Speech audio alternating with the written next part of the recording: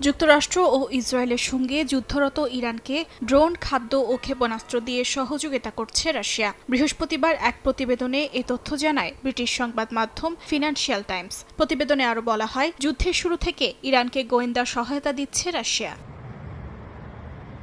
যুক্তরাষ্ট্র ভিত্তিক গবেষণা সংস্থা আটলান্টিক কাউন্সিলের মতে, ইরানকে সহায়তার ক্ষেত্রে রাশিয়ার ভূমিকা কেবল অস্ত্র বা সরঞ্জাম পাঠানোতেই সীমাবদ্ধ নয়। মধ্যপ্রাচ্যে কোথায় কোথায় মার্কিন ঘাঁটি, যুদ্ধজাহাজ ও গুরুত্বপূর্ণ স্থাপনা আছে সেসবের অবস্থান সম্পর্কে ইরানের প্রতিরক্ষা বাহিনীকে সুনির্দিষ্ট তথ্য দিচ্ছেন রুশ গোয়েন্দা কর্মকর্তারা।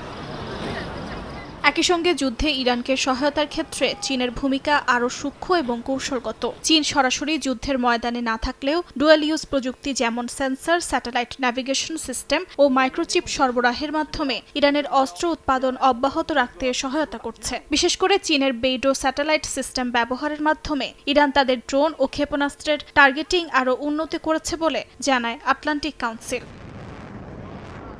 বিশ্লেষকদের মতে, চীন, রাশিয়া ও ইরান মিলে গড়ে তুলেছে তথাকথিত অ্যাক্সিস অফ ইভেশন, যার মাধ্যমে পশ্চিমা নিষেধাজ্ঞা এড়িয়ে প্রযুক্তি, যন্ত্রাংশ ও সামরিক উপকরণ আদান প্রদান চলছে। বিশেষ করে ডুয়াল ইউজ প্রযুক্তি ব্যবহার করে ইরান তাদের ড্রোন ও ক্ষেপণাস্ত্র সক্ষমতা বাড়িয়ে যাচ্ছে।